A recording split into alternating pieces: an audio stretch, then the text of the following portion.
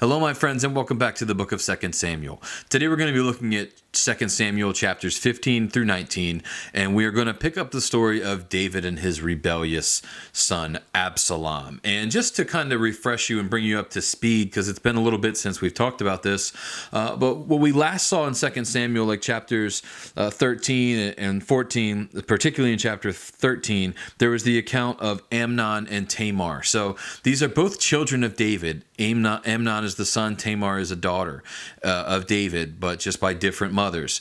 And so Amnon desired his sister, like in a sick way, like he wanted to sleep with her, and eventually he concocts this plan and forces her to do it, and essentially he rapes her.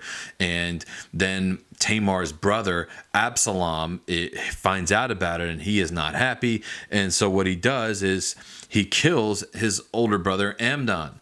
And so after that happens, Absalom has to run away because he has murdered someone. But then Absalom is convinced to return, and David says he's going to forgive him, and there's a lot that goes on there. But so David forgives Absalom, and Absalom comes back. And so this has been after 3 years that Absalom is finally back, and he was away until Joab, who was one of David's generals, devised a way to bring them back together. And he gets this wise old woman to come to King David with the moving story of a son who needs forgiveness. David sees that she is describing Absalom and allows him to return home. But even after he returns home, he ignores him for another 2 years, and Absalom grows angry and rebellious. So even though David allows him to come home and says he forgives him, he still ignores him and doesn't really pay any attention to him. And if this sounds a little bit familiar, remember that this woman comes to him and tells him the story, kind of like vaguely speaks to him, and it's kind of in a parable form. Remember that this same thing happened with David and Nathan the prophet, when Nathan told David, "Thou art the man." Remember the story of David and the rich man who had all the goats he could ever want, and he steals the pride and joy of the poor man who only had the one goat and feeds that to his guests. And David is so angry, and he's like, "Who is it? Tell me who it is. I'll have him put to death." And then Nathan says, "Thou art the man." He was talking about David the whole time, and David realized his sin at that point. So it's kind of a similar thing here. And so I just find that kind of interesting that this happens to David twice. But this time David doesn't need to be explained. It doesn't need to explain to him. He figures it out on his own. That's she's talking about him. So anyway, Absalom, he's strikingly good looking. He is especially proud of his long hair. And one day he acquires a chariot and 50 men and starts to pose as king in waiting. Absalom encourages dissatisfied people to turn to him for help. If only he were king, he would give them their rights. He's overly friendly, stopping people bowing to him and shaking their hands or kissing them instead. This continues for 4 years, and then Absalom declares himself king in Hebron. So Absalom is kind of playing the politician card here. He's saying he's not actually helping people, but he's saying, "Oh, if I were king, I would." And he's making friends with these people while actually not doing anything for them. And so then he declares himself king in Hebron. Absalom, his following is large and growing. As he advances on Jerusalem, David decides to leave because he has no desire for bloodshed or civil war, even though David and his men probably would have won because David had the mighty men, he had the men of valor, and David himself was quite the general. He did not want this bloodshed. He did not want the civil war of God's people and, of course, of his own son. So he flees, and Absalom takes over Jerusalem. He takes control. And he has Ahithophel, who was one of David's best counselors, on his side. Ahithophel is Bathsheba's grandfather, and he will advise Absalom to sleep with David's concubines. Does he want to humiliate the king for what he has done to his granddaughter? So we don't know if that's why Ahithophel said that, but if David's son would go in and sleep with David's concubine. So this is all kind of a sick story here, a twisted family, and things that shouldn't be done by godly people. Okay, that's pretty obvious. That I know things have changed from Old Testament to New Testament, but this was still not what was supposed to happen. David was not supposed to have concubines. He was a man of God who was supposed to have a wife, and he had multiple wives, and it was a downfall to him in so many ways. So David leaves behind these 10 concubines, or royal mistresses, in charge of his palace. As he reviews his troops, we notice that the foreign soldiers are loyal to David, although his own son is a rebel. Ittai, the Gittite, for example, is a Philistine from Gath, the hometown of the giant Goliath. Remember that story, of course, with David. The people weep as the king crosses the Kidron Valley and journeys towards the desert. David gives instructions for the Ark of the Covenant to stay in the city, though. God is in control of everything, and he will be able to look after himself. On the brow of the Mount of Olives, with a magnificent view of the royal city, David weeps. Jerusalem has rejected her king, and no good can come of this. One day Jesus, too, will weep on this same spot, and for the exact same reason. They are going to reject their king, and we see that in the book of Matthew.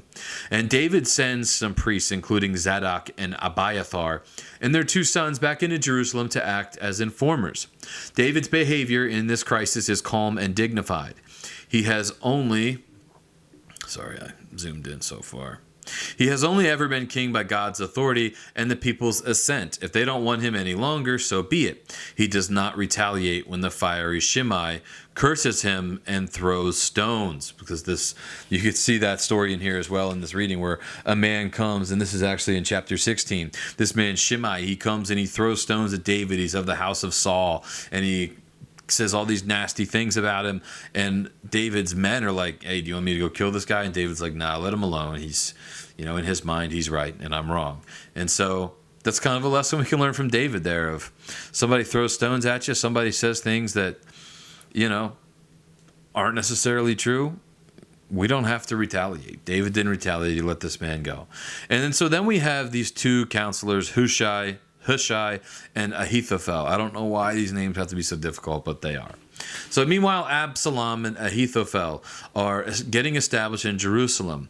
Hushai, the Archite, appears to join them. Little does Absalom realize that when Hushai says, "Long live the king," he means King David. Hushai is a man sent back by David to kind of act as a spy and kind of a mole, and he's there to help lead Absalom in the wrong direction and get him in trouble instead of actually help him. So the 2 counselors, Hushai and Ahithophel, give Absalom conflicting advice.